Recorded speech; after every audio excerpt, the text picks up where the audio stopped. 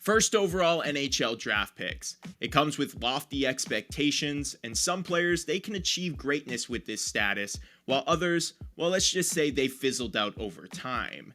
Today, I will be ranking the past 24 first overall NHL draft picks in a tier list format, dating all the way back to the year 2000. Now, here are the tiers that I'll be using today. The top will be Hall of Fame player or future Hall of Fame player, with the bottom going down all the way to total bust.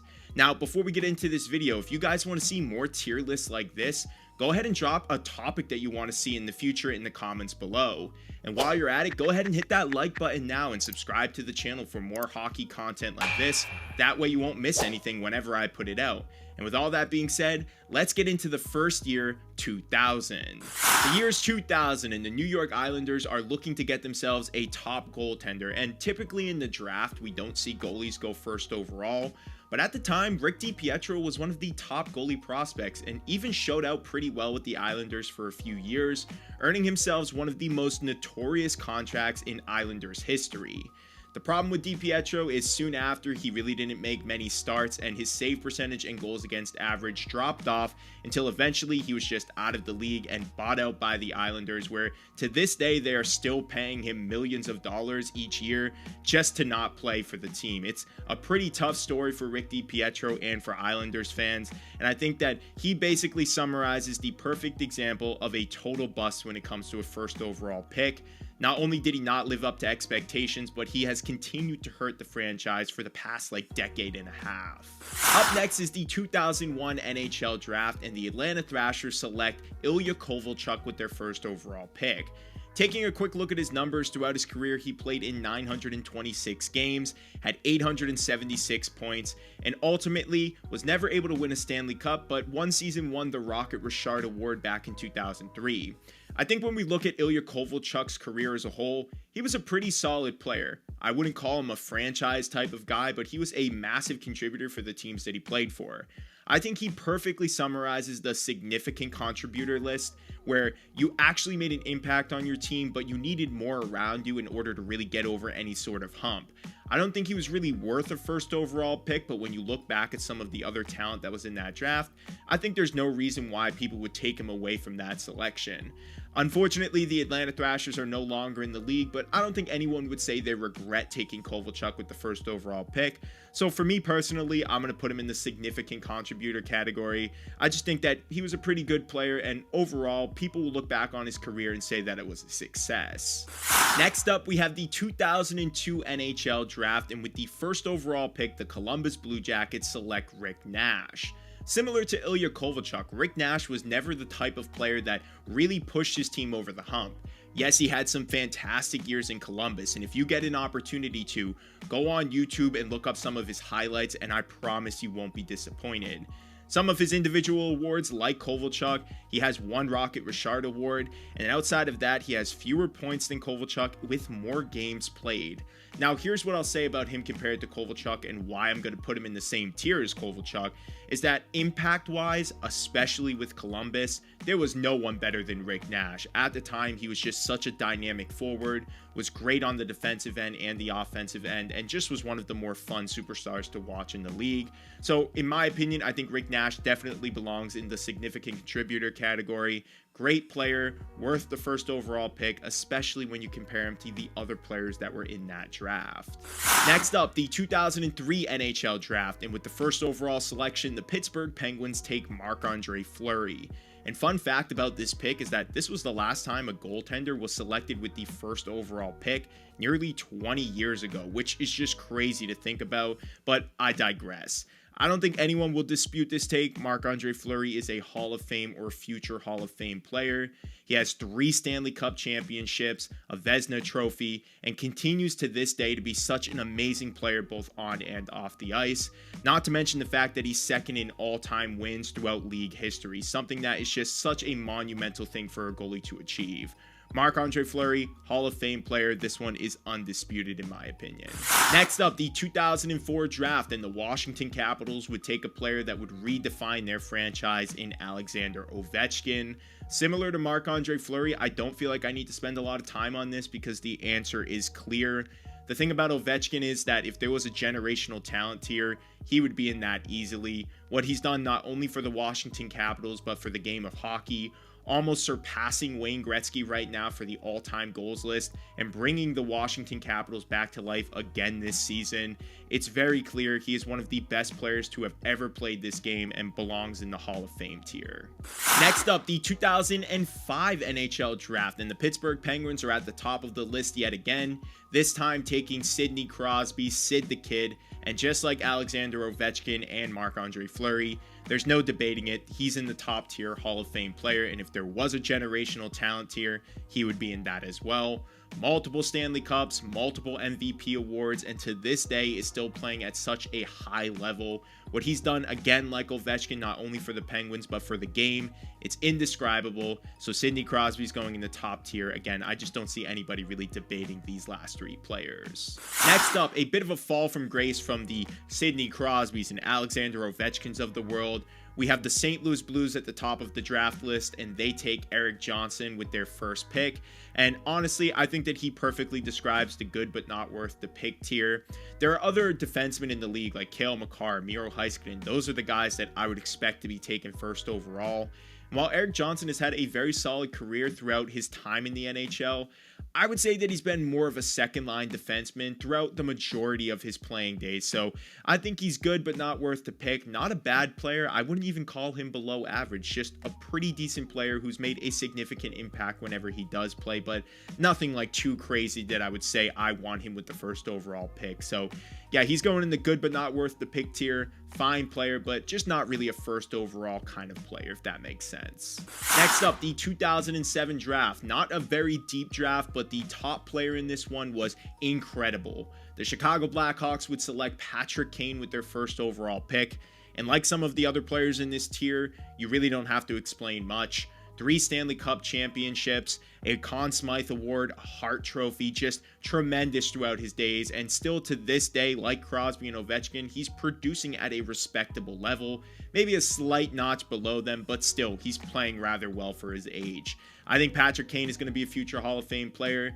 I would argue that if there was a generational talent here, I would put him alongside Crosby and Ovechkin just for what he's done for USA hockey, but I digress with that take too, because I know that one's a little bit of a 50-50 shot, but overall, he's a Hall of Fame player, so that's where I'm going to place him. Next up, the 2008 NHL draft, and with the first overall pick, the Tampa Bay Lightning would take Steven Stamkos. Now, Stamkos, obviously, like some of these other players, is a Hall of Fame player. His time with the Lightning was just incredible, and it's honestly a little bit depressing to see that his career has fallen just straight off a cliff the minute he joined the Nashville Predators. Multiple Stanley Cup championships, I believe he has some Rocket Richards or at least one under his belt, and just one of the more underrated goal scorers and power play specialists of the past decade in hockey. Like I said, it's a bit sad to see him falling off at this point. I would love to have seen him retire with the Lightning just because when I think Tampa Bay Lightning, this is the first person that comes to my mind outside of maybe like Martin St. Louis. But overall, I think he's a Hall of Fame player, over 1,000 points, over 1,000 games played, champion and all that. So he belongs in the Hall of Fame tier for me. Next up, 2009 draft, and the New York Islanders are getting a chance to fix history after their debacle with Rick DiPietro. And this time around, they made a great choice, taking John Tavares with the first overall selection. And while everything did happen in 2018 that split up him and the fan base, I think most people, even Islanders fans, can agree that his career has been very great. I'm placing him in the superstar franchise player tier though, because while I do think he's been an incredible player, he has no individual awards, no Stanley Cup championships, so a lot of the stuff that makes hockey players great, I can't really put him in the Hall of Fame for because he didn't really achieve much outside of just like individual stats. I still think he's a phenomenal player and there's still a lot of hockey left in his career, so hey, maybe he'll win a championship or do something to impress us all even more, but for right now, I think he's a superstar in this league and has been since he joined, and most people would probably agree he's been a franchise player at some points throughout his career, so that's where I'm going to place him. Next up, the 2010 NHL draft, the first of 3 first overall picks for the Edmonton Oilers, and this time around, they select Taylor Hall. Now, Taylor Hall is a bit different from the next two first overall selections because he won an MVP award while playing with the New Jersey Devils, something that a lot of first overall picks on this list haven't achieved outside of just a few. Now, Taylor Hall has always been a very good player, but at the same time, outside of that 1 year, I don't know if I would put him any higher than, say, the significant contributor category like Kovalchuk and Nash. It's a tough spot to be because he does have that MVP award, and that kind of gives him a little bit more leverage for, like, say, the Hall of Fame or to be a franchise player as compared to Nash and Kovalchuk. But I just think that talent for talent, he's about on par with these three players. And I don't think he's on the same tier as John Tavares, who has had much more of an impact on the teams that he's played for, despite not really ever winning an MVP. Maybe some people will argue that he belongs in the Tavares tier, but I think that this is a good spot to put Taylor Hall. While he never really worked out with the Edmonton Oilers, at points in his career, he was a superstar and a significant contributor, so I'm going to place him in this tier. Now, like I said, the Edmonton Oilers had 3 picks in a row, so we're going to 2011, but this time they're taking Ryan Nugent-Hopkins. And the thing about Hopkins compared to Taylor Hall, again, is just the MVP award. It's a significant thing for Hall to have achieved, and outside of maybe a couple of seasons where Ryan Nugent-Hopkins has made a significant impact, most importantly his 100-point season a few years ago, which at this point I think we all could say was more of a fluke based on the line mates that he was playing with, I think that he belongs in the good but not worth the pick category. He's never really been their franchise player. When he was with them early on in his career, Taylor Hall was always seen as a more talented player, and now playing with McDavid and Draisaitl, he's definitely one of the guys that you kind of forget about on this team for the most part, so I think he was a good selection. He's made an impact for this organization and has become a fan favorite, but I wouldn't really put him in the same tier as these three players. I just think he's a notch below them talent-wise and just like individual skill-wise. Next up, the third first overall pick in a row for the Edmonton Oilers, and this one by far was their worst one, and that's them taking Yakupov back in 2012 with the first overall selection. Career, he played in 350 games and only had 136 points. And correct me if I'm wrong, I only remember him scoring one goal where it was like, that was pretty cool, when he sallied up the ice on his knees, and that's basically the only thing people remember him for. Outside of the Oilers, he played with a couple organizations, the St. Louis Blues, the Colorado Avalanche, etc., but never really made an impact anywhere else or with the team that he was drafted by. So in terms of first overall picks, he was a total bust. When you only have 100 points in your career and you retire very early because no team wants to sign you, I think that's kind of indicative of the type of player that you were. So Yakupov, a lot of hype, but unfortunately a total bust for the Edmonton Oilers. Next up, the Colorado Avalanche. 2013, they have the first overall pick, and they would select one of the best players of this generation, Nathan MacKinnon. Now, MacKinnon, obviously Hall of Fame player, he has solidified that even more over the past couple of seasons, winning a Hart Trophy last year and a Stanley Cup a couple years back. Just through and through the type of player that you want to have with your organization, holds other guys accountable, has a insane work ethic, can score goals, set up plays, do it all. I just think Nathan MacKinnon is the perfect, well-rounded player in this league, and arguably some people even debate that he's the best player in the game today. So go ahead and debate that in the comments below, but honestly, I don't think anyone's going to debate whether or not he's a Hall of Fame player at this point, so we're going to toss him in this tier right here. Next up, 2014, and the Florida Panthers are up with the first overall pick, taking a defenseman in Aaron Ekblad. And honestly, I felt like this was one of the hardest ones to grade because at some points in his career, I felt like Aaron Ekblad was one of the better defensemen in the game, but never really received a lot of credit. And now today, I feel like he receives a lot of hate from Panthers fans, with them saying that they don't really want him to stay with the team, maybe contract-wise or whatever their reasons are. But overall, I would say that he's been a significant contributor. When it comes to defensemen, he's never in like bad news, but he's also never in good news. Maybe he could be in the tier below with like Ryan Nugent-Hopkins if you feel that way. But in terms of defensemen, he's been a pretty solid top-line defenseman for most of his career, if not just a second-line defenseman. So I think at the time, based on some of the other players that were in that draft, you could argue that they made a mistake because like Draisaitl was in that draft, but I don't know. I'm not saying that it's like the worst pick in the world. I've seen far worse. So I'm going to put him in the significant contributor category. It wasn't the best pick based on some of the other players in that draft, but at the same time, it ended up working out for them and they won a Stanley Cup eventually with him on the team. So whatever, right? Next up, another easy one. 2015, probably like the most watched draft year of like NHL history, I feel like, because everyone was talking about it at the time. Connor McDavid, Hall of Fame player already. Yes, he hasn't won a Stanley Cup, but he has multiple MVP awards, Rocket Richard awards, already has surpassed 1,000 points in just his short NHL career. And I just think when it comes to players making an impact on the league outside of Crosby and Ovechkin within the past 20-25 years, there's no other player that people have just completely glazed than Connor McDavid, and rightfully so. He's just that good. If we had a generational talent here, he would belong in that. I know it's a bit contradictory when we're talking about Stanley Cup champions and what that means for a player's legacy, but I don't really have any doubts that McDavid is going to eventually win one, so I'm going to place him in the Hall of Fame tier. I think that that's personally where he belongs.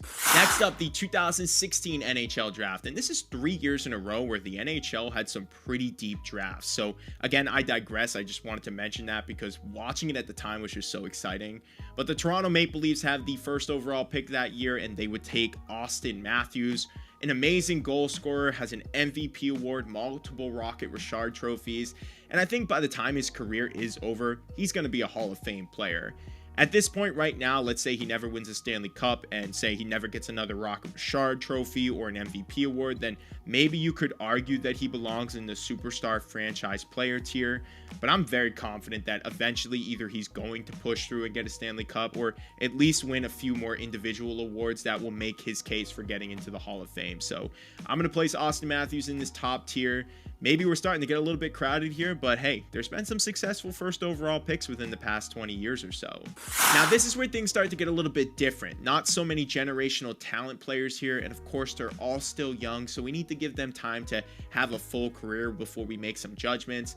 But I feel like at this point, I can make a solid judgment on this player. The New Jersey Devils have the first overall pick, and they take Nico Hischier. And the hype for Hischier at the time was actually really high. And the reason I'm a little bit cross when it comes to Hischier is because, like Ekblad, there were some other players in this draft that probably should have gone before him, including players like Cale Makar and Miro Heiskanen, to name a few. Now, overall, I think he's one of the better two-way forwards in the game and often gets underappreciated because he plays with guys like Jack Hughes. But I'm going to put him right here in the significant contributor category. I think when his career is over, people are going to start to recognize that he actually had a pretty decent impact while playing. And I think if he's able to get the New Jersey Devils to win a Stanley Cup championship, he's going to be a big part of that. A good player comp when it comes to Nico Hischier for me is like Anze Kopitar. Underrated when it comes to his defensive game, contributes offensively, and is just a great leader. So by the time everything's done, I think he's going to be a significant contributor, but I wouldn't be too mad if people want to say that he was good but not worth the pick based on if you want to include who was taken below him or not. Next up, the 2018 NHL draft, and this year it's the Buffalo Sabres' turn to get the first overall pick. And they decide to select a franchise defenseman in Rasmus Dahlin, who has really proven his worth over the years. Now, again, kind of like some other players, you could probably say that he's just a significant contributor, but I think he's one of the better defensemen in this league and often gets overlooked because of the franchise that he plays for. I'm going to put him in the superstar/franchise player tier. I don't know if he's ever going to be able to win one with Buffalo, but based on what I've seen so far, this kid is just so talented and is the exact type of player that you want to lead your blue line. He just got the captaincy. Unfortunately, Buffalo's not having the season that they had hoped for, but I think Dahlin will be the center of this team for years to come, especially after signing that contract. And when all is said and done, I think that he will be a franchise player and that most people will look back and say, hey, he was a superstar, but maybe not a Hall of Fame type of player.